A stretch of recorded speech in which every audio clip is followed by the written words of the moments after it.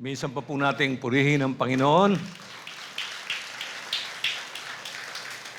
Binabati ko po ang lahat ng mga mananampalatayang kapatid ko kay Kristo, sa ating mga kapatid sa Paisawan, Baga, Kabataan, sa ating mga panauhin na nagpaunlak po sa mga imbitasyon ginawa ng mga kapatid. Gayon din po sa ating mga kapatid na nakatatanda sa atin, yung mga senior citizens po, patuloy nating pasalamatan ang Diyos sa kanilang mga buhay. At sa umagang ito, nagpapasalamat din tayo sa mga taong patuloy na tumutunghay sa mga regular na YouTube natin na programa sa ating channel. No?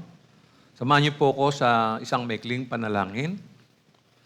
Panginoong Diyos, marami pong salamat sa pagkakataong ito na maipahayag ang iyong banal na salita. Buksan mo po ang aming mga puso at isipan upang maunawaan namin ang lalim at ganda ng iyong kaharian.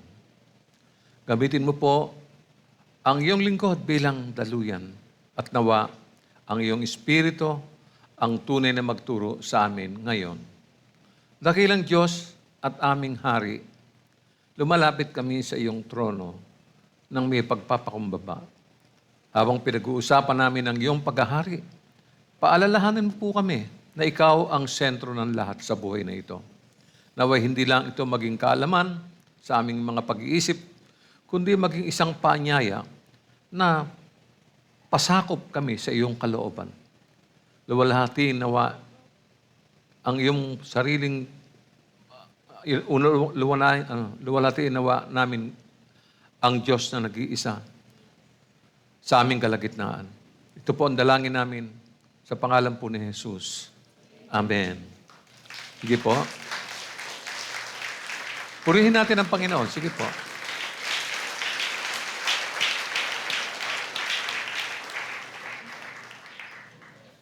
Una sa lahat, bago ako magsimula sa pagpapahayag ng mensahe ngayong umaga, nagpapasalamat po ako doon sa mga kapatid na nanalangin doon po sa aming sabbatical leave. No? Nais ko lang pong ibahagi short yung napakalamig po talaga doon at talagang kung hindi ka nakapaganda ng kasuotan, talagang sobrang ginaw. No? Pero sa kabila nito ay alam nyo, marami pong sa aming pamamahinga, marami pong ipinaalala ang Panginoon tungkol sa sarili nating buhay at sa iglesia. No? So ngayong umaga, sa ating pag-aaral tungkol sa kaharian ng Diyos, we have observed the revelation of the kingdom was a major theme, the teaching of Christ and His apostles. Ang kalikasan ng kaharian ay spiritual po, hindi po physical, no? Na kinasasangkutan ng paghahari ng Diyos kay Kristo. Gaya ng sinabi ko nung nakaraan, nasa intermediate state pa lamang po ito. No, ha? Ang pagtatatag ng kaharian ay pinasinayaan sa unang pagparito ng ating Panginoong Jesus at magtatapos po ito sa kanyang ikalawang pagparito. Kailangan maging receptive tayo, no? Lalo nga sa mga ganitong mga mensahe. No? And also, I wish to note in particular the praise, the gospel of the kingdom. No? Ngayong umaga, tatalakayin natin ang isang napakalagang paksa na may kinalaman sa future natin, yung ating hinaharap. No? Ito ang dapat nating tingnan at pag-aralan. Ngayong umaga, sama-sama natin tunghayan na mensahe. Ito po ay may pamagat na the blessings of the kingdom. No? Tulad po ng paglalahad ng apostol na si Mateo sa Mateo 4:23, nais ko pong basahin ito. No? Nilibot ni Jesus ang buong Galilea. Nagtuturo siya sa mga sinagoga at ipinapangaral ang magandang balita tungkol sa paghahari ng Diyos. Pinapagaling din niya ang lahat ng mga taong may sakit at karamdaman. Binanggit din ito sa aklat din ng Mateo, kabanatang 35, ang sabi po ay, nilibot ni Jesus ang lahat ng mga bayan at nayon doon. Nagtuturo siya sa kanilang mga sinagoga at ipinapangaral ang magandang balita tungkol sa paghahari ng Diyos. Pinagaling din niya ang lahat ng mga taong may sakit at karamdaman. No? At kung idudugtong pa natin yung nakasulat sa Mateo 24:14, ang sabi rito, ipapangaral sa buong sanlibutan ang magandang balita tungkol sa paghahari ng Diyos upang ang lahat ng bansa ay makarinig nito. At kung maganap na ito, darating na ang katapusan. Ito pong mga ito ay mga katulad rin ng nakatala sa Ebanghelyo ni Marcos. No? Bawat titik ay atin pong subaybayan at unawaing mabuti upang magkaroon ito ng pakinabang sa atin. No? Sabi po sa Marcos 1:14-15, nang ibinilanggo si Juan at si Jesus ay nagpunta sa Galilea at ipinangaral doon ang magandang balitang mula sa Diyos. Sinabi niya, dumating na ang takdang panahon. Malapit nang maghari ang Diyos, kaya magsisi na kayo't talikuran ang inyong mga kasalanan, paniwalaan na ninyo ang magandang balita. No? Surprisingly, maraming tao ang tila bantulot, no, sa pagkilala sa makapangyarihang Diyos. Nakakalungkot po talaga. Naalala ko po, tuwing may mga taong nangangaral sa kalsada, no, patungkol sa kapangyarihan ng Diyos, kay Kristo Jesus, kagad meron pong tatayo at lalabanan sa debate kagad. Didebatehin kagad yung tagapangaral. Nakakalungkot, no? Ano bang mapapala nila roon? No? Samantalang yung ebanghelyo na ipinangangaral natin sa mga tao ay isang malaking pakinabang. Hindi lamang sa buhay na ito, kundi sa buhay na darating. Pero magkakailanman, talaga ang mga tao ay laging nakakontra. No? Ang salitang ebanghelyo ay nangangahulugan ng magandang balita or simply glad tidings. No? Sabi po sa Lucas 8, talatang 1, pagkatapos nito, nilibot ni Jesus ang mga bayan at nayon sa paligid. Nangangaral siya at nagtuturo ng magandang balita tungkol sa paghahari ng Diyos. Kasama niya ang 12. No? Kasama niya ang 12, no? Buong buhay niya, buong panahon niya, ginugugol niya sa pangangaral at sa paggamot sa mga may sakit, no? So ano ang mabuting balita o masayang balita tungkol sa kaharian? Mabuti at masayang balita ito sapagkat ito ang haharapin ng lahat ng mga mananampalataya, no? Tiyak dahil sa kaharian ay malapit na, sinasabing ang kaharian ay malapit na. At ayon po kay Marcos, sa 1:15, ganito po sinabi niya. Sinabi niya, dumating na ang takdang panahon. No? Malapit nang maghari ang Diyos. Kaya magsisi na kayo at talikuran ang inyong mga kasalanan, paniwalaan na ninyo ang magandang balita. Yung message na to parang may pag-aagam-agam din. Ano? Sapagkat ang mga tao ay may kanya-kanya mga reservation. No? Ngunit ano nga ba ang dahilan bakit sinabing magandang balita ang nalalapit niyang pagdating? Ano po ba itong parating na ito? No? Magandang maisip nating mabuti ng mas malalim. No, ha?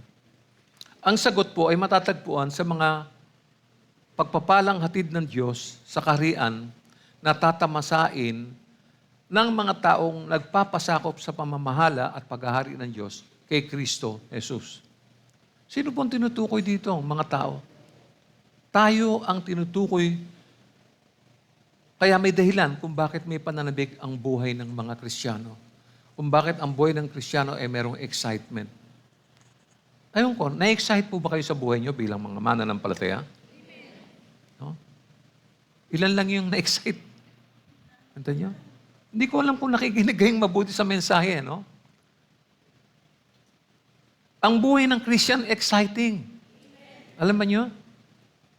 Bakit po exciting? Ipaliliwanag ko sa inyo kung bakit exciting.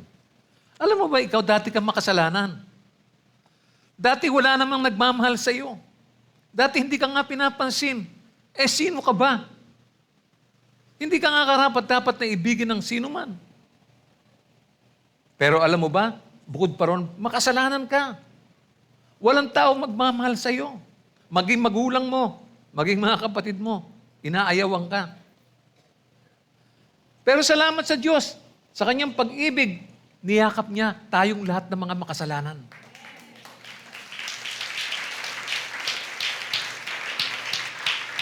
Isn't that exciting? Ano? Ganun lang ba ang pagtingin natin sa mga ginawa ng Panginoon sa buhay natin? Ano pong pagpapala, anong uri ng mga pagpapalang tinanggap natin? Natatandaan ba natin ang mga pagpapalang ito? For example, these are, Roman number 1, blessings in the present. Mga pagpapala po ito sa kasalukuyan, no? Makinig kayo mabuti, no? Tingnan ninyo kung ito'y tinanggap ninyo sa buhay ninyo o hindi pa, no? Para sa lahat ng mga nakipag-isa kay Kristo, hindi dapat malimutan ang pagpapalang ito. Ito po ay isang napakalagang pagpapala para sa lahat. Unang-una, ito po yung kapatawaran ng Diyos. Ito yung blessing sa kasalukuyan. Letter A, God's forgiveness. Yan, tinanggap natin yan. Kahit na nga sinasabi ng marami na hindi tayo karapat-dapat. Ang mga nasa kaharian ay nagtamasa ng katubusan sa pamamagitan ng dugo ni Kristo. Alam niyo, ito lamang ang natatanging paraan at wala nang iba. Kung tutunghayan natin ang aklat ng Kolosas, ito ang mababasa natin sa kabanatang 1, 13 hanggang 14. Iniligtas niya tayo sa kapangyarihan ng kadiliman at inilipat sa kaharian ng kanyang minamahal na anak, na nagpalaya at nagdulot sa atin ng kapatawaran sa ating mga kasalanan. Dapat hindi natin nakakalimutan po yan. Sa katunayan, hinugasan tayo ng kanyang sariling dugo, ng kanyang sariling buhay. No? Kung hindi dahil sa ginawa niya, wala pong kapatawaran ang kasalanan. Hanggang ngayon, nandun tayo sa lusak, sa bangungot ng buhay, walang pag-asa. At sabi po sa pahayag 1, kabanatang 1, 5, at mula kay Jesucristo, ang tapat na saksi, ang panganay na anak, ang unang binuhay mula sa mga patay at pinuno ng mga hari sa lupa, iniibig niya tayo at sa pamamagitan ng kanyang dugo ay pinalaya niya tayo sa ating mga kasalanan. Walang ibang nagpalaya sa atin. Hindi po yung edukasyon natin, hindi po yung mga magulang natin. Hindi po ang sistema ng anumang relihiyon. No? Sa katunayan, hinugasan tayo ng kanyang sariling dugo. No? So let us not forget God's forgiveness. No? Alalahanin natin habang lumalakad tayo araw-araw. Wala tayong pwedeng pagmalaki talaga. Yung existence natin ay dahil lamang po sa kabutihang ginawa ng Diyos sa buhay natin. So ano pa ang mahalagang pagpapalang tinanggap natin sa kasalukuyan? Ito po ay ang pangangalaga ng Diyos sa ating lahat. Or letter B, God's care. God's forgiveness, God's care. Kasalukuyan po yan. There is no need for anxiety over the necessities of life. Hindi natin kailangan yan. No? Napakaganda at matibay ang pangakong ito para sa lahat ng mga mananampalataya. At kung babasahin natin ang sinabi ni Jesus mismo, tunghayan natin sa Mateo 6:25 hanggang 34. Kaya't sinasabi ko sa inyo, huwag kayong mabalisa tungkol sa inyong kakainin at sa inyong iinumin upang kayo mabuhay o kaya'y tungkol sa susuotin ng inyong katawan. Hindi ba't ang buhay ay higit na mahalaga kaysa pagkain at ang katawan kaysa damit? At bakit kayo nababalisa tungkol sa pananamit? Isipin nga ninyo kung paano tumutubo ang mga bulaklak sa parang. Hindi sila nagtatrabaho ni gumagawa ng damit. Ngunit sinasabi ko sa inyo, kahit si Solomon na napakayaman ay hindi nakapagdamit ng singganda ng isa sa mga bulaklak na ito. Kung dinaramtan ng Diyos ang damo sa parang na buhay ngayon at kinabukasan na iginagatong sakalan, kayo pa kaya? Kay liit ng inyong pananampalataya sa Kanya. Kaya huwag kayong mag-alalang baka kayo kapusin sa pagkain, inumin o damit. So kitang-kita po natin na maging yung pinaka-basic ay hindi kinalimutan ng Diyos. Yun yung pinag-aalala natin, yung kakainin mamaya, bukas, ano na ang gagawin. Kaya linawin natin ang ating focus sa buhay. Alisin yung mga pag-aalala. Huwag yung magreklamo. Ito lang ba ang ulam natin? No? Huwag tayong magreklamo. Sabi po sa verse 32, hindi ba't ang mga hintil ang nababahala tungkol sa mga bagay na yan? Alam ng inyong Ama na nasa langit na kailangan ninyo ang lahat ng yan. Ngunit higit sa lahat ay pagsikapan ninyo na kayo'y pagharian ng Diyos at mamuhay ng ayon sa kanyang kalooban at ibibigay niya sa inyo ang lahat ng inyong pangangailangan.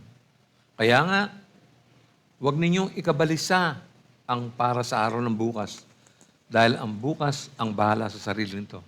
Sapat na ang inyong mga suliranin sa bawat araw. Ang linaw po ng pagkakapahayag na ito, no? Alam ng ating Panginoon kung ano yung pangangailangan natin. Alam din niya na wala naman tayong madadagdag doon sa mga paraan natin. Yung mga, kung paano tayo gumagawa ng paraan sa araw-araw.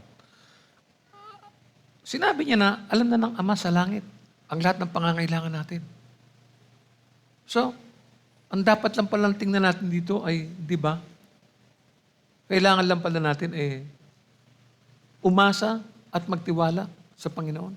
Sinabi na po niya Wala po tayong pwedeng itanong dito dahil wala namang kulang No? Malinaw at totoo po ito. Ang kailangan natin ay pagsikapan natin na pagharian tayo ng Diyos at ng Kanyang katwiran. Huwag po tayong lilihis at huwag liliko. No? Magpasakop tayo sa pamamahala ng Diyos kung nais nating makinabang sa mga biyaya at pagpapalang kaloob ng Diyos. Madaling intindihin, pero kung minsan, hindi maunawaan. Yung pagpapasakop sa kalooban ng Diyos, napaka-importante. No? Even if you stay in this church for 20 years, no? Pero matigas ang loob mo, alam mo ba yun? Lagi kang umaasa sa galing mo, yung husay mo, no? Magaling ka mamahala sa negosyo, mabuti kang empleyado, no? Malapit ka sa management, no? Wala po Kasi ang pagsisikap po hindi naman diyan Linawin natin ang mga pag-iisip natin. Ito po'y paulit-ulit na ipinapaalala sa mga sumamba, sa mga nakakilala at nanampalataya sa ating Panginoon Kristo. Ang mga aral na ito ay sinabi ng Diyos para intindihin natin mabuti, para hindi tayo natataranta, para hindi tayo nag-aalala at gumagawa ng paraan sa sarili nating sikap. Magpasakop sa pamamahala ng Diyos. Ang sabi po sa Aklat ng Awit, 34, 9-10, matakot kay Yahweh, kayo na kanyang bayan, nang makamtan ninyo ang lahat ng bagay. Kahit mga leon ay nagugutom din. Sila'y nagkukulang sa hustong pagkain. Ngunit, ang sino mang kay Yahweh ay sumunod, mabubuting bagay sa kanya'y di mauudlot. Pangako po ng Diyos yan. Hindi pinangako ng magulang mo yan. Hindi pinangako ng gobyerno sa atin yan. Ang may pangako, ang Diyos mismo. No? Bakit po nabanggit ito? Sapagkat ayon sa Psalms 84:11, ang sabi, pagkat ang Panginoong Yahweh, pag-asa at sanggalang, kami pinagpapala mo sa pag-ibig mo at dangal, hindi siya nagkakait ng mabuting mga bagay sa sino mang ang gawain ay matuwid at marangal. So may imagine mo na kung sino yung karapat-dapat, sino yung hindi. Gumagawa ka ba ng gawaing marangal? Makikita mo agad yung paghihiwalay ng dalawang tao, no? Paano namumuhay ang tao. Makikita mo agad saan patungo yung isa, saan patungo yung isa, no? So ano pang nakamta nating pagpapala na mahalaga? Dagdag pa natin dito yung binigay din tayo ng letter C, God's family. No? Binigyan tayo ng pamilya ng Diyos. We belong to God's family now. Nagkaroon na tayo ng mas malaking pamilya. At alam ba ninyo, wala na pong mag-iisa ngayon. Alam mo, malungkot ang buhay ng tao pag nag-iisa ka, wala ka ng magulang, tatay, nanay, wala na. Wala ka rin mga kapatid. Malungkot po ang buhay. Di ho ba? Minsan, malapit ng loob natin sa mga kaibigan. Doon sa mga taong nalulungkot at nalulumbay sa oras na ito, mga kapatid, magala kayo sapagkat hindi na kayo nag-iisa. Kayo po'y bahagi na ng pamilya ng Diyos. No? Sabi pa, sa Lucas 18, 29, no? Sinabi sa kanila ni Jesus, no? Tandaan ninyo, kapag iniwan ninyo man ang kanyang tahanan, asawa, mga kapatid, mga magulang, o mga anak, alang-alang sa kaharian ng Diyos, alang-alang sa kaharian ng Diyos, tatanggap siya ng higit pa sa buhay na ito. At sa panahong darating, tatanggap pa siya ng buhay na walang hanggan. Amen? No?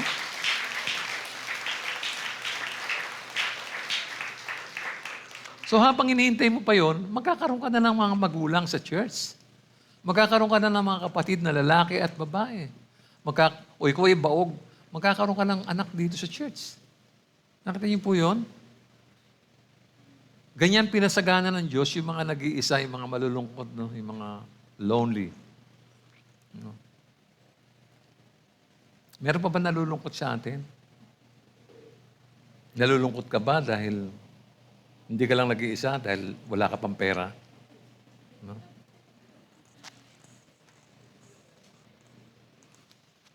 Focus ka. Mag-focus ka. Pakinggan mo sinasabi ng aklat. No? Basahin din natin yung Marcos 10, 29 hanggang 30.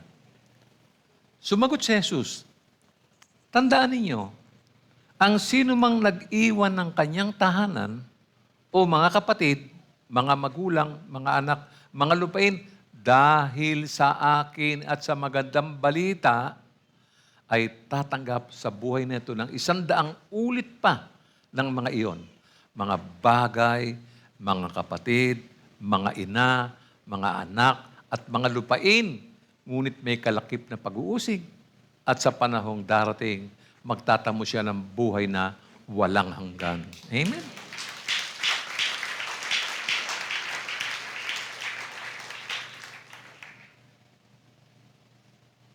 Akala kasi ng iba, pagka naglingkod ka, ito po kasi nangyayari lalo sa mga missionary, no? Yung mga totoo, yung mga genuine na missionary, iniiwan nila yung pamilya nila. Lumalakad silang solo. Ito po yung ibig sabihin nun, no?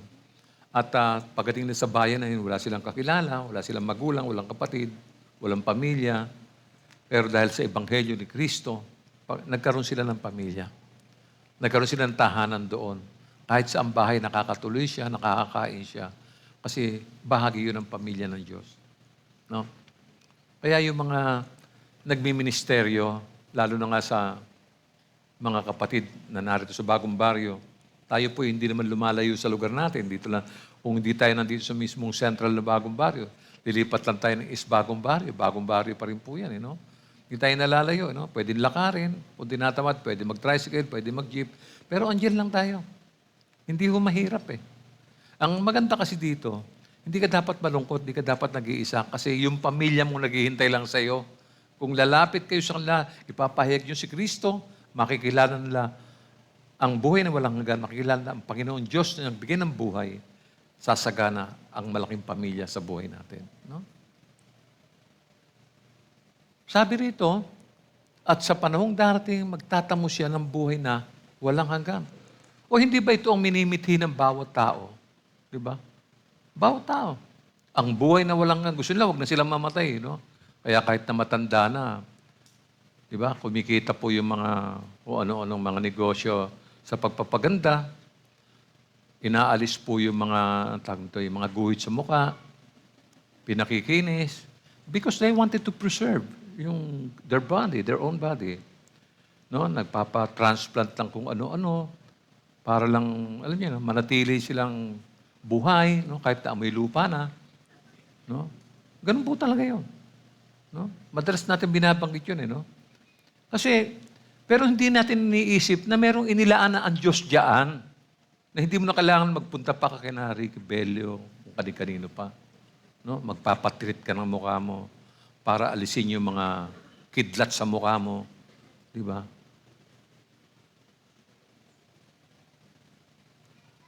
Sa wakas, napagtanto natin bilang kaanib ng katawan ni Kristo, bilang iglesia o bilang pamilya ng Diyos, sa puntong ito po, may paalala si Apostol Pablo kay Timoteo tungkol sa wasong pamumuhay ng mga nangaligtas na.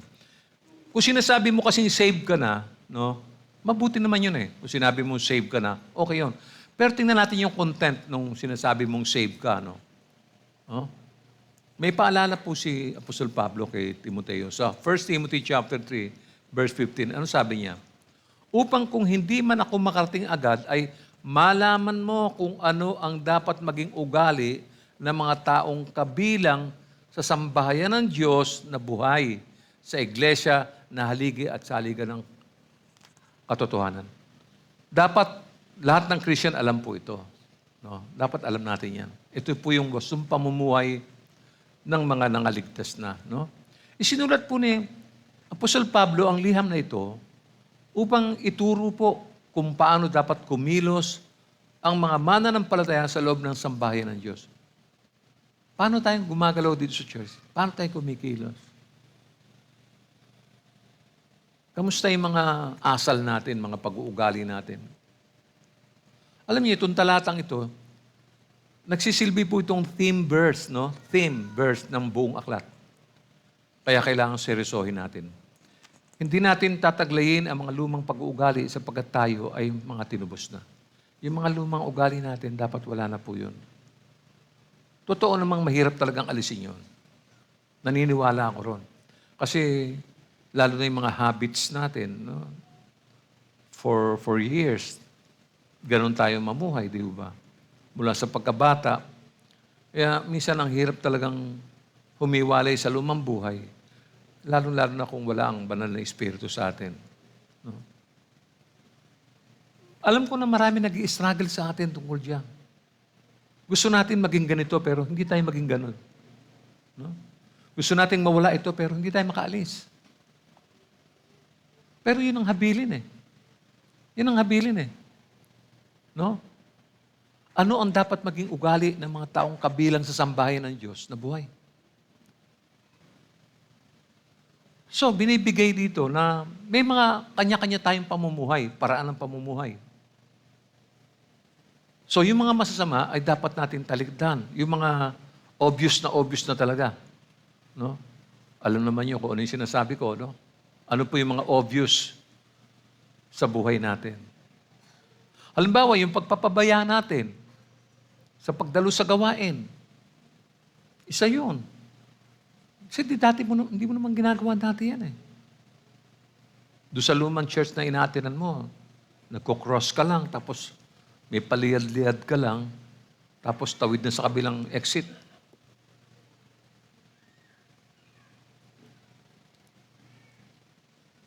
Ang hirap. Dito, kailangan palang tumigil ka, kailangan manalangin, kailangan umawit, kailangan makinig ng mensahe, kailangan makipag-fellowship. Kasi nga, may gustong baguhin ang Diyos sa buhay natin. Ito po yung mga paghahanda bago natin siya makapiling forever.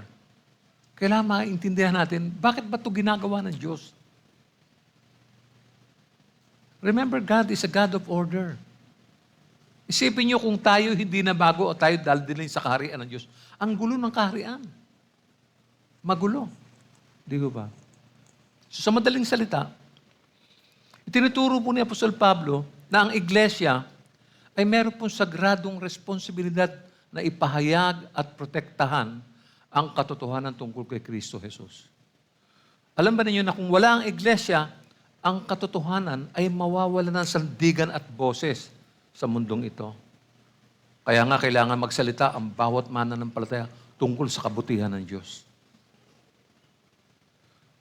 Yung mga patotoo natin, hindi nakasalig sa sarili natin buhay.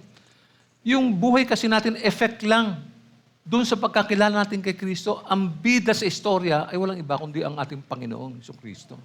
Yung patotoo mo, bakit ka nagbago? Bakit ka nabago?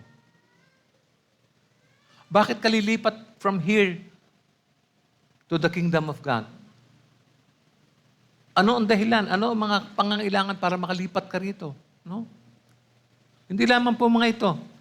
Meron pa siyang dagdag na paalala kay Timoteo, lalong-lalo na tungkol sa mga kabataan. Makinig kayo, mga kabataan.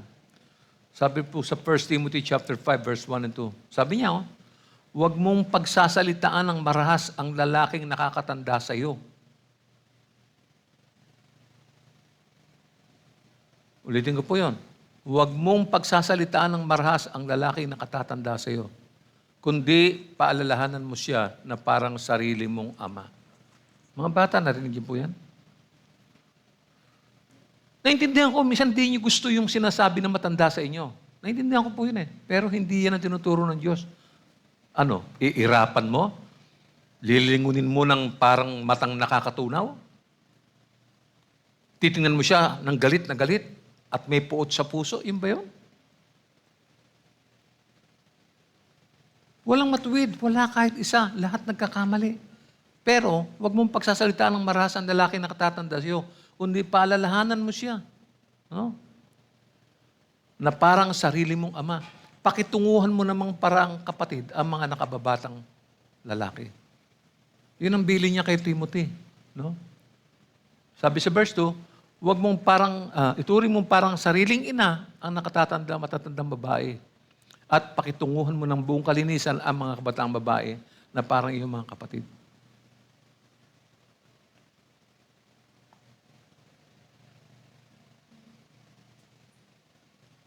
Babaguhin mo yung style mo, yung buhay mo, yung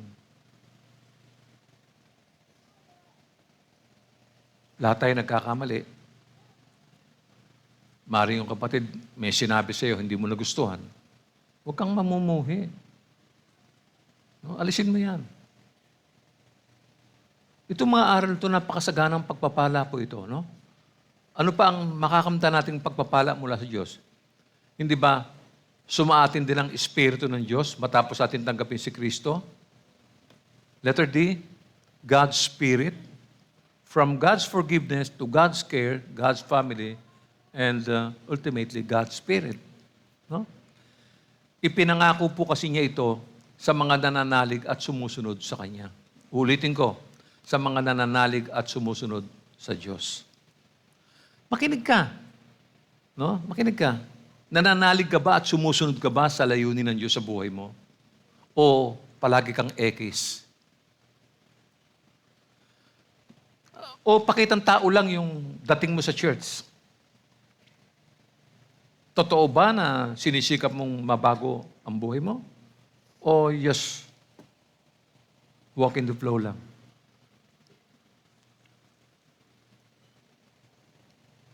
Ang mensahe, ang mga pag-aaral ay mga bagay na tumutulong sa atin para sa pagbabago.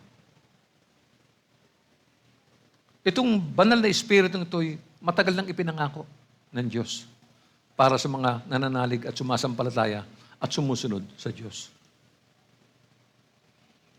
Ang sabi po sa Juan 7:37 hanggang 39, basahin natin. Sa kahuli-hulihan at pinakatanging araw ng pista, tumayo si Jesus at nagsalita ng malakas. Kayong mga nauuhaw ay lumapit sa akin, at ang lahat ng nananalig sa akin ay uminom.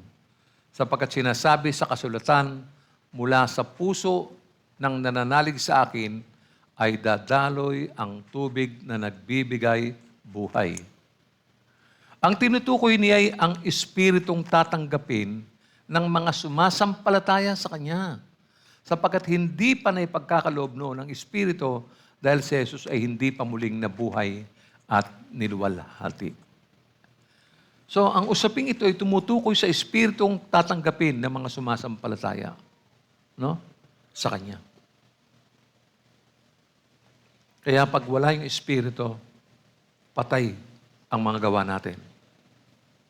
Sinisikap natin, we're trying our best to do the best. Pero alam nyo, our best, hindi po sapat. No? And according to Acts chapter 2, verse 38 to 39, sabi po, sumagot si Pedro, pagsisihan ninyo talikuran ang inyong mga kasalanan at magpabautismo kayo sa pangalan ng Yesu Kristo upang kayo'y patawarin at ipagkaloob sa inyo ang Espiritu Santo. Sapagkat ang pangako ay para sa inyo at sa inyong mga anak at sa lahat ng mga nasa malayo, sa bawat taong tatawagin ng ating Panginoong Diyos. Nakita niyo? Maburiri ang Diyos. Ultimo sa kalititang paraan, nais niyang abutin tayo. Nais niya tayong batakin on His side, no? Para mapabuti ang buhay natin. Walang masamang hangarin ang Diyos. No? Ang gospel ni Christ o ang ebanghelyo ni Kristo ay mabuti. Lahat ng sinasabi rito ay para sa tao. Para sa kabutihan ng tao. Para sa kanyang kinabukasan. No? At tayo ay naging witness din sa mga bagay na ito. Sabi nga nung kanta rito, nasaksihan natin ito kanina. Ganyan din ang sinasabi sa Acts chapter 5, verse 32. Ano sabi? Saksi kami sa mga bagay na ito. Kami at ang Espiritu Santo na ipinagkaloob ng Diyos sa mga sumusunod sa Kanya. Marami tayong ayaw na gawin. Hindi natin mabago. Marami tayong gustong gawin, hindi natin magawa. Pero nung dumating ang banal na Espiritu sa buhay natin, isinaayos ng Diyos ang takbo ng buhay natin. Yung mga mithiin natin, nagagawa na natin. Yung mga layunin niya, nasusunod na natin. Tayo ay naging bahagi at saksi ng mga pangyayaring ito. Kita naman sa kalagitnaan natin lahat kung sino tayo before and who we are now. Remember? Sino ka ba noon? Napakahalaga talaga ang pagsunod. No? Pinagmumulan ito ng katwiran, kagalakan at kapayapaan sa kaharian. Kaya nga, linawin natin mga kapatid ang ating posisyon sa harapan ng Diyos. No? Basahin natin ang sinabi ni Apostol Pablo doon sa morning devotion natin sa Romans 14:17. Ano sabi niya? Sapagkat ang paghahari ng Diyos ay hindi tungkol sa pagkain o inumin. Ito ay tungkol sa katuwiran, kapayapaan at kagalakan na kaloob ng Espiritu Santo. Tungkol saan? Sa pagkain? Sa inumin? Hindi po. Ito ay tungkol sa katuwiran, tungkol sa kapayapaan at kagalakan na kaloob ng banal na Espiritu sa atin. Meron pang dugtong ang apostol sa Roma 15:13. Anong sabi niya? Puspusin nawa kayo ng Diyos na siyang bukal ng pag-asa at nawa ay pagkalooban niya kayo ng kagalakan at kapayapaan sa pamamagitan ng inyong pananampalataya upang mag-umapaw ang inyong pag-asa sa pamamagitan ng kapangyarihan ng Espiritu Santo. Sa pamamagitan ng Espiritu Santo. Kita mo, wala tayong magagawa kung wala yan. Wala po tayong magagawa kung wala ang banal na Espiritu. No? Ano po ibig sabihin ng apostol sa tungkol dito? Maglingkod tayo bilang instrumento ng Diyos upang palakasin tayo at magbunga ng isang tunay na pinagpalang buhay. Amen po ba? Amen. So, ganito ang laman ng kanyang maiksing panalangin. Pakinggan natin sa Efeso 3:16. Ano sabi niya sa kanyang panalangin? Idinadalangin kong palakasin niya ang inyong buhay espiritual ayon sa kanyang kayamanan at kadakilaan sa pamamagitan ng kanyang Espiritu. Ganyan.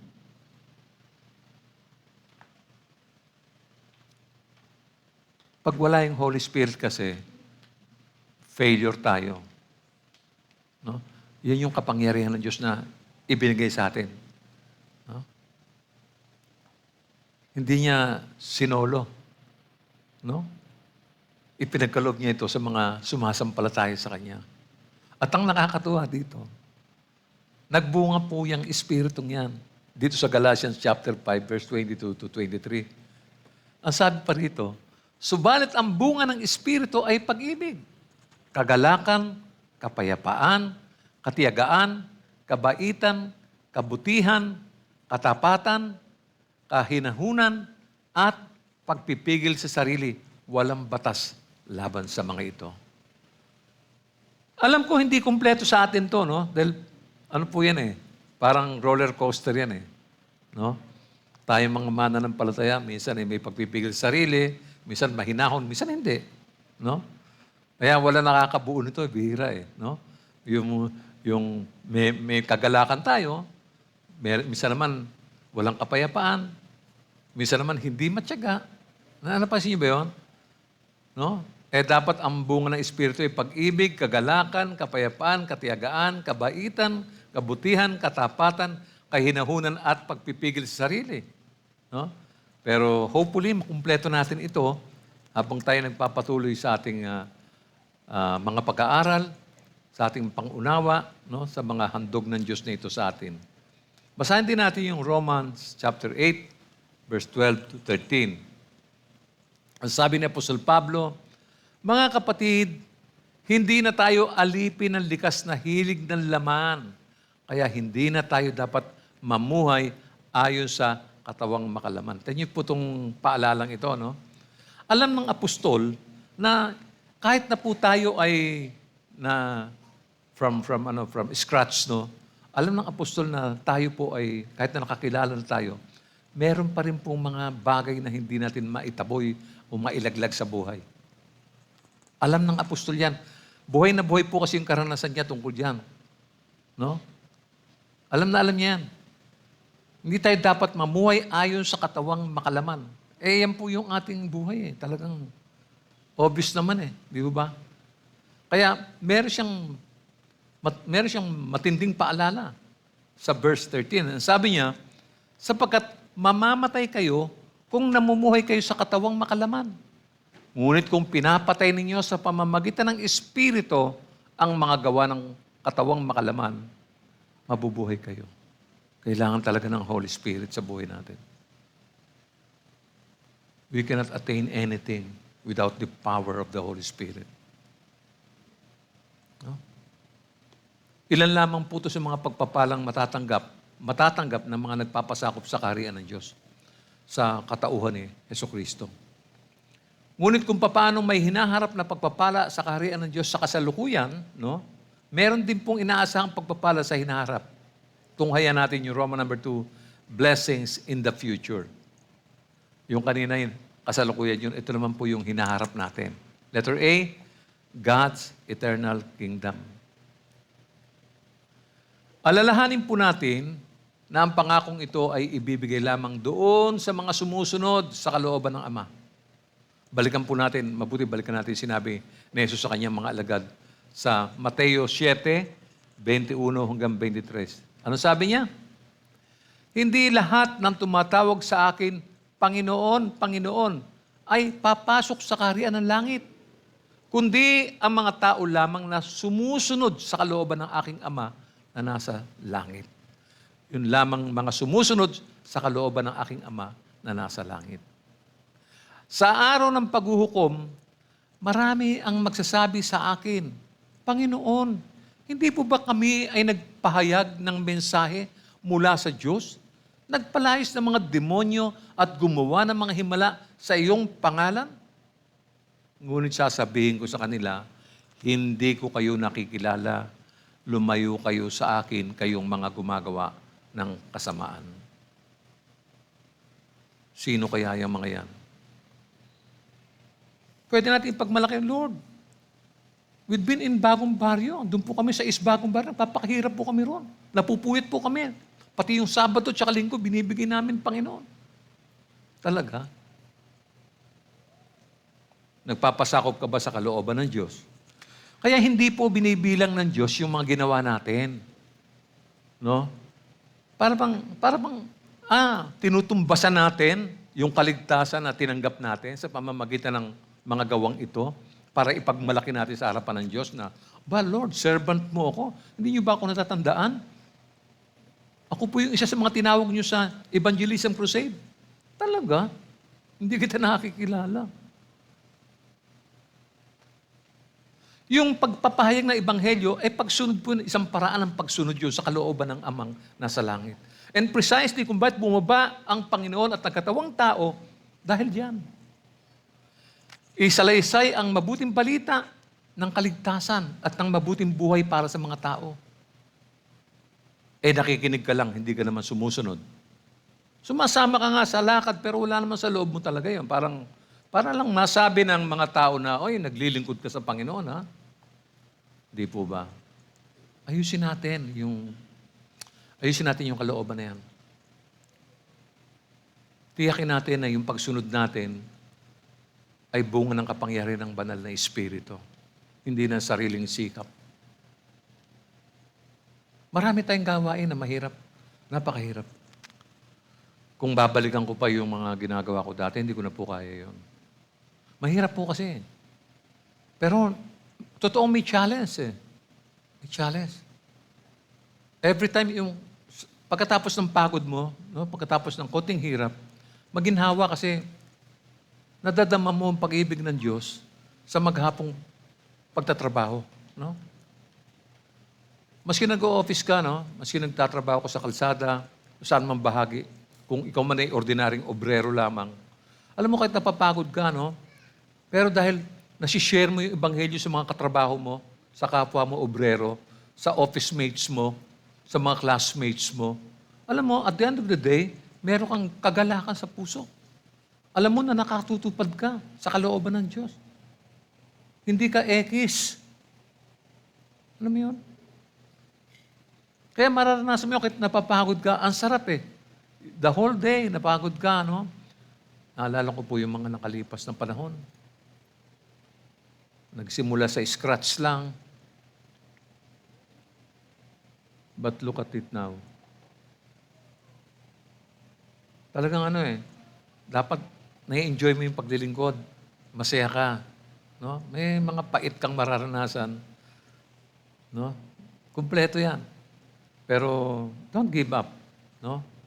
At huwag kang mawawala ng pag-asa na sabi mo, mahina ako, hindi ako karapat. Go on lang, sige lang. Umasa ka sa layunin ng Diyos sa buhay mo. Magtiwala ka sa banal na Espiritu. Itong mensaheng ito, kahit pa ipinapahayag natin ang pangalan ng Panginoon, kahit nasabihin pa natin kung sino si Jesus Christ, at kahit na marami pa ang nagagawa natin para sa Panginoon, wala po itong kapangyarihan kung hindi tayo sumusunod sa kalooban ng Ama. Yun ang importante. Makinig ka, kapatid. Makinig. Kahit anong effort mo, sayang lang din yan eh. Yung mga lakas mo na yan, yung mga pagmamalaki mo na yan, wala yan. Wala yung mararating yan. Inilaan lamang kasi ang mga pagpapalang ito na binanggit natin para sa mga sumusunod sa Kanya. No? Samantala, doon sa mga sumusunod, sumasagana naman sila sa kaalaman tungkol kay Jesucristo. Lalo lang nakikilala si Jesus kung sino si Jesus. No? Alam na nila, hindi lang yung kapanganakan niya, hindi lamang yung paglaki niya, hindi lamang yun. No?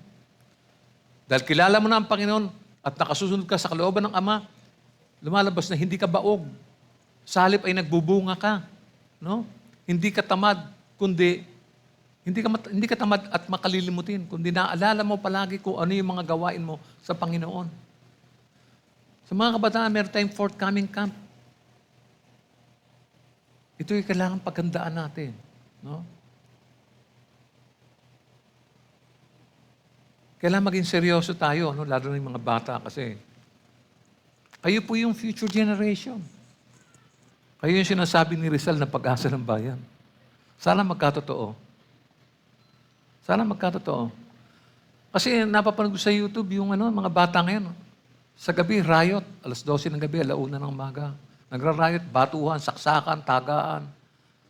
I've been watching that. Sabi ko, ito ba ang future ng kabataan? Basahin natin ang mga bagay na kailangan taglayin ng bawat isa sa atin. 2 Peter chapter 1, verse 8 to 11.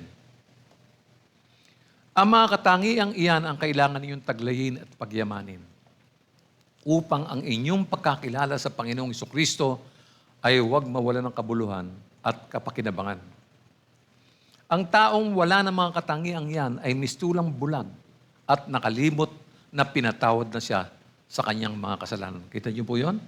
Mistulang bulag at nakalimot na sa kanyang mga kasalanan. Nakalimutan niya na dati siya makasalanan at ngayon malaya na, sabi ng awit kanina. Baka nakalimutan, bulag. So verse 10, kaya nga, mga kapatid, lalo kayong maging masigasig upang mapatunayan ninyong kayo ay tinawag at pinili ng Diyos. Kung ganito ang gagawin ninyo, hindi kayo matitisod. Sa ganitong paraan, kayo'y maluwag na papapasukin sa walang hanggang kaharian ng ating Panginoon at tagapagligtas na si Jesucristo. Yan ang aanihin ng mga believers, mga taong sumunod, nagtiwala. Totoong napapagod sila, pero at the end of the day, may galak sila sa puso. Ano pa ang makakamtan natin sa hinaharap? Kanina, kasalukuyan, ngayon naman, hinaharap. Letter B, God's eternal city. Kapatid, future to ha. Ito yung darating ha. Ito yung mga pinag-uusapan natin, darating na ito. Yung kanina, kasalukuyan yun. No, ha? So, nabanggit na ito sa nakaraan nating mensahe. Ito ay inihanda para sa mga naghahanap tulad nila Apostol Pablo at ng mga bagong tipang banal. No? Tingnan natin yung mga halimbawang ginawa nila. No? Halimbawa, basahin natin yung Hebrews 11:11.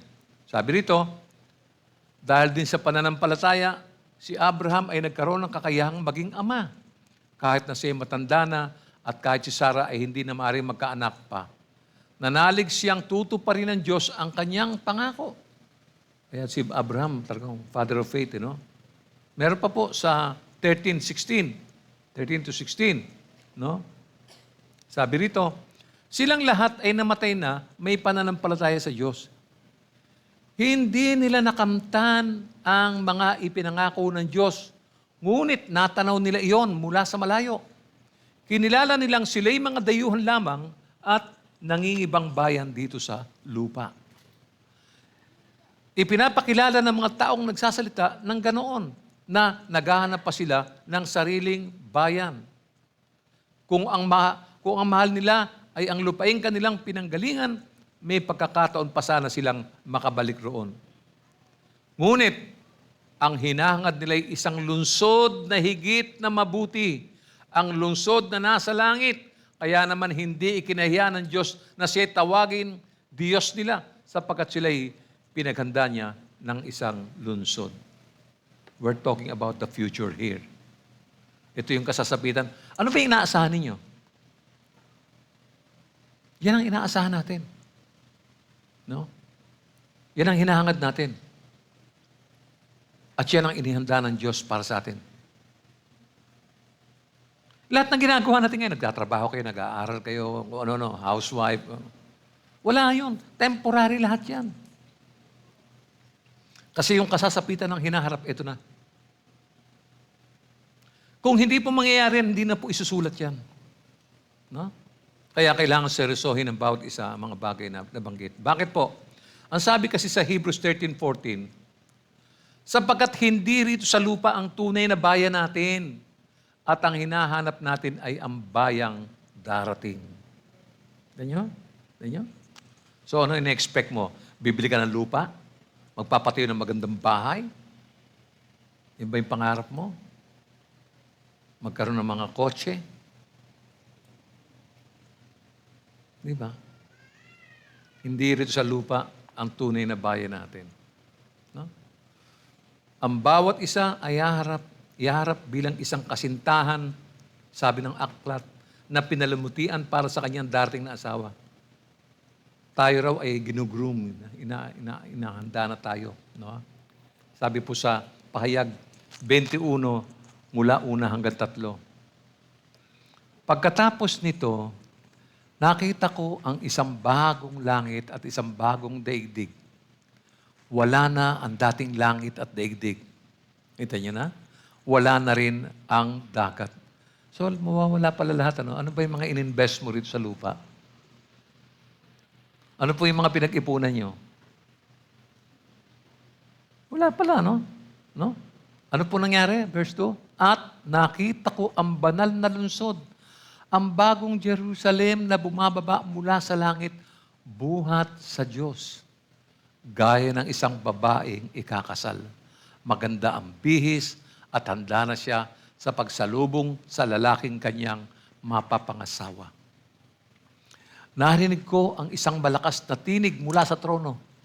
Tingnan ninyo, ang tahanan ng Diyos ay nasa piling na ng mga tao. Maninirahan siyang kasama nila at sila'y magiging bayan niya. Makakapiling nilang palagi ang Diyos at siya ang magiging Diyos nila. This is the future. Yan po yung hinaharap natin. Yung palang mga inaasahan natin, mawawala lahat yun. Yung lahat ng investment natin. Hindi naman po sayang kasi ginamit din naman natin. Paggawa ka ng bahay, meron ka sasakyan, ginagamit mo naman. Hindi po, pero ang totoo nun, hindi natin pwedeng panghawakan yun dahil lahat yun mawawala lahat. At ito yung kapalit. At sigurado ako na yung kapalit ay mas mabuti kaysa sa dun sa dati. Amen. Do you agree? Kaya exciting ang buhay ng Christian. Amen. Kaya ako nagagalak ako at saka excited ako. Kaya naglilingkod akong mabuti sapagkat alam ko na ito yung inihanda ng Diyos para sa akin.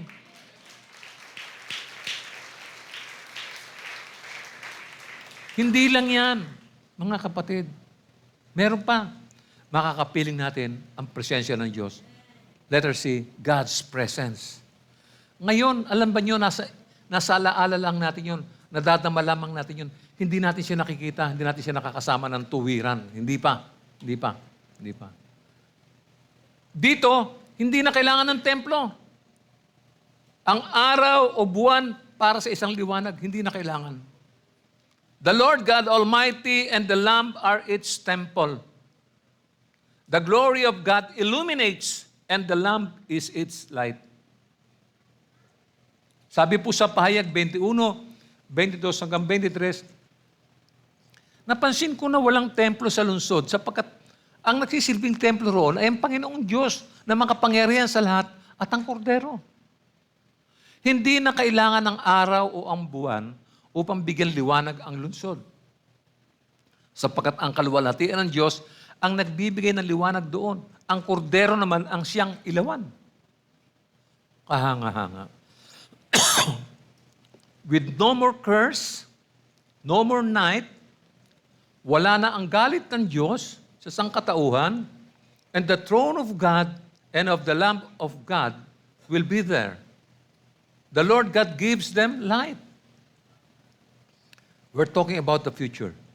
And according to Revelation chapter 22, 3-5, wala roong makikitang anumang isinumpa ng Diyos. Tutok niyo ang mata niyo riyan. Makikita sa lungsod ang trono ng Diyos at ng Kordero at sasambahin siya ng kanyang mga lingkod. Makikita nila ang kanyang mukha at masusulat sa kanilang noo ang kanyang pangalan. Do'y wala ng gabi, kaya't hindi na sila mangangailangan pa ng mga ilaw o ng liwanag ng araw sapagkat ang Panginoong Diyos ang magiging ilaw nila at maghahari sila magpakailanman. Amen. Hallelujah! Hallelujah! Blessed be the name of the Lord! Hindi sinabing short while. No, magpakailanman. Hindi sinabing pansamantala nilang mararanasan ito. Hindi po, habang buhay na po ito, wala na po. Tapos na po. His servants will reign and reign forever and ever. We shall see His face. His name shall be on our foreheads, whatever it means. Sabi po sa pahayag 22, 3-5, wala roong makikitang anumang isinumpa ng Diyos. Makikita sa lungsod ang trono ng Diyos at ng Kordero at sasambahin siya ng kanyang mga lingkod. No? Makikita nila ang kanyang mukha at masusulat sa kanyang noo ang kanyang pangalan. Do'y wala ng gabi, kaya't hindi na sila mangangailangan pa ng mga ilaw o ng liwanag ng araw sapagkat ang Panginoon Diyos ang magiging ilaw nila at maghahari sila magpakailanman. Dinidescribe lang po yung magiging condition natin doon. Ito pauna to parang sinasabi, ano ba meron dyan? Tumitingin ka, parang nagharap ng pagkain, may menu. Ano ba makakain dito? Teka. Meron pala. May libre pala sabaw. At saka, unlimited yung kanin. Alright. No? Ito po sinasabi na Nakasulat na po ito Hindi po drawing Ito po katotohanan Ito po sinabi na po sa pahayag. No? Tapos anong gagawin sa atin? Dahil andun na tayo, pababayaan na tayo ng Diyos? O sige, bahala na kayo, dito na kayo. Magkakasama na tayo wala na tayong problema, ha? Kayo na bahala riyan, ha? Hindi po. Ano po ang sumunod? Ano pong gagawin ng Diyos? God's eternal care. Meron po. Tayo, gustong-gusto natin yung caring, di ba? Di ba gustong-gusto natin may nangangalaga sa atin? Ito po yun. Kasama po yan. Wala nang dahilan para malungkot ang sino man. Remember, with God's wiping away every tears, with former things having passed away, ano pa ang problema mo, kapatid? No? Sabi pa sa pahig 21:4, at papahirin niya ang bawat luha sa kanilang mga mata. No more crying. Wala ng kamatayan, dalamhati, pagtangis at paghihirap sapagkat lumipas na ang dating mga bagay, purihin ang Panginoon. Hallelujah. Oh?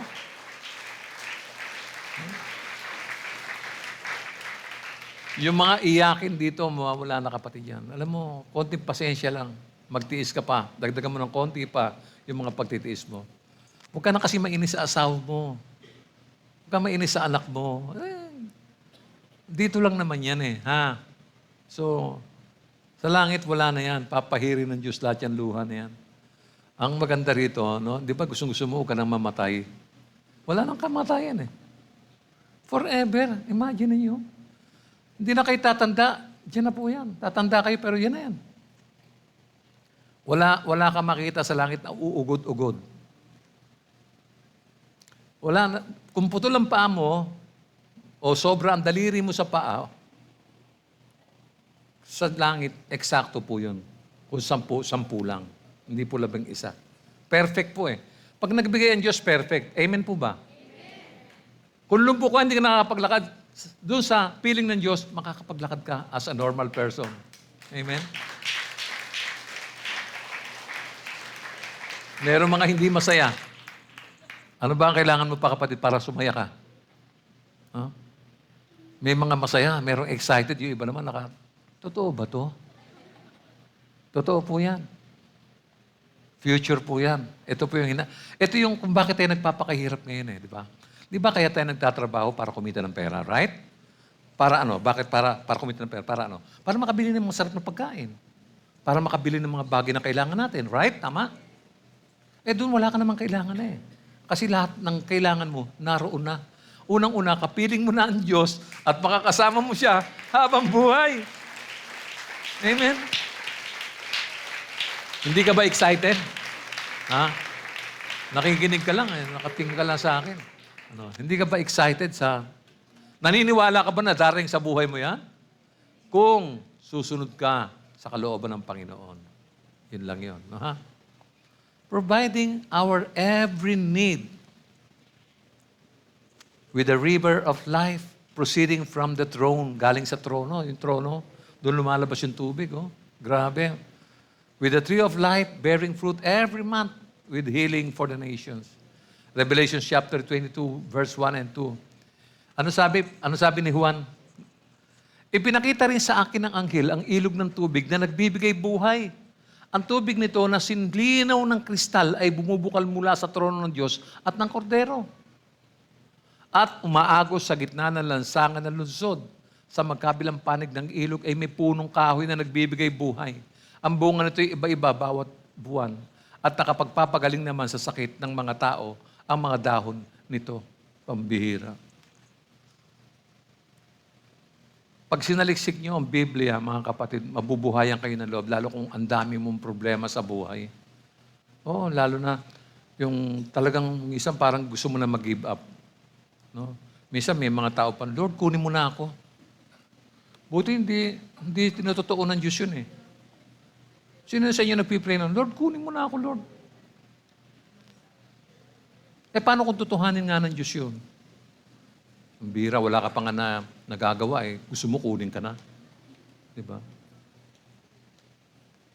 Sabihin mo, huwag mo sabihin, Lord, kunin mo ako. Hindi. Lord, tulungan mo ako. Yun ang sabihin mo sa Panginoon. Tulungan mo ako, Lord. No? Sa akin pong pagtatapos, mga kapatid, ang sinuri natin ngayong umaga ay lang lamang sa mga pagpapala ng kaharian ng Diyos. Naalala ko po yung aking nakaraang buhay.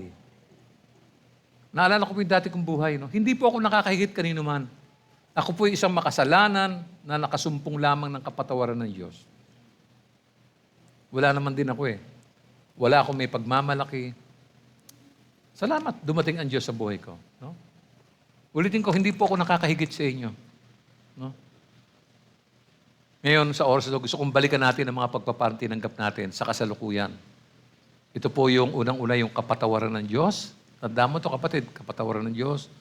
Ang kanyang pangangalaga, tayo'y naging pamilya niya, at sumaatin ang Espiritu ng Diyos. Tandaan mo yan, yan yung kasalukuyan. Ano ha? At ang mga pagpapalang natanggapin naman natin sa hinaharap ay, inisa-isa ko rin, ang walang hanggang kaharian ng Diyos, ang walang hanggang lungsod ng Diyos, ang bagong Jerusalem, ang walang hanggang presensya ng Diyos sa piling natin, ang walang hanggang pangangalaga ng Diyos, at ang buhay na walang hanggang sa piling niya. Truly, the news about the kingdom is good news. No? To benefit from these blessings, both present and future, we must be in the kingdom present. We must make our calling and election sure to be in the kingdom future. But the main thing is that we submit to the rule and reign of God in the person of Jesus Christ. Remember, alalahanin natin sinabi ni Jesus sa Mateo 7:21.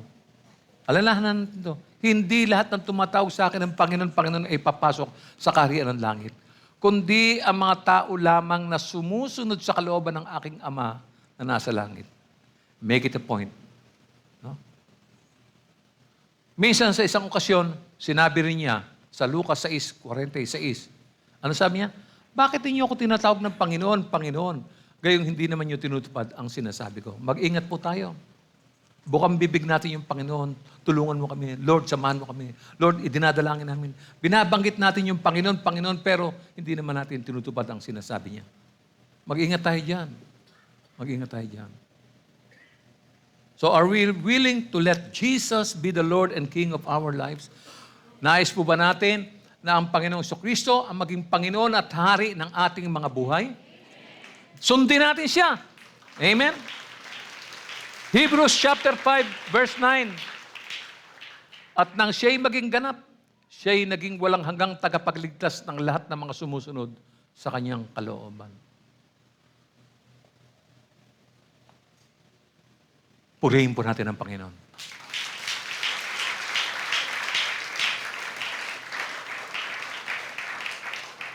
Bago po tayo tuluyang magtapos sa panalangin, nais ko pong magpasalamat sa bawat isa na naglaan po ng oras at bukas na puso upang pakinggan ang mensahe tungkol sa kaharian ng Diyos. Nawa po, ang mga aral na ating narinig ay hindi lamang po manatili sa ating mga isipan, kundi magbago ng ating mga buhay sa darating na mga araw. Maraming salamat po sa inyong pakikinig at pagdalo. Tayong lahat ay tumayo at manalangin.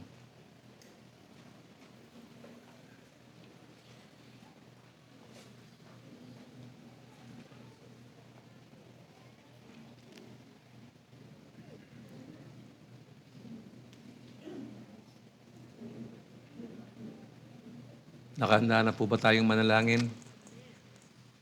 Nakahanda na po tayong manalangin? Dakilang Diyos at aming Hari, maraming salamat sa iyong mga salita na aming napakinggan. Nawa ang binhi ng iyong kaharian na itinanim sa aming mga puso ay lumago at magbunga ng katwiran, kapayapaan at kagalakan sa Espiritu Santo. Tulungan mo po kaming mamuhay bilang tunay na mga mamamayan ng iyong kaharian sa aming mga gawa at salita. Sa aming pansamantalang paglisan sa dakong ito, ang iyong presensya nawa ang sumama sa amin. Salamat sa paalala na ikaw ang naghahari sa aming buhay. Hinihiling namin na ang mensaheng ito ay hindi lamang manatili sa aming isipan, kundi magbago ng aming mga puso. Turuan mo kaming unahin ang iyong kaharian at ang iyong katwiran sa lahat ng aming mga gagawin. Pagpalain mo ang bawat isa na narito. Tanggapin natin ang pagpapala ng Diyos. Puspusin nawa kayo ng Diyos na siyang bukal ng pag-asa at nawa ay pagkalooban niya kayo ng kagalakan at kapayapaan sa pamamagitan ng inyong pananampalataya upang mag-umapaw ang inyong pag-asa sa pamamagitan ng kapangyarihan ng Espiritu Santo. At ang lahat ay magsabi ng Amen. Magbatian po ang bawat isa sa inyo.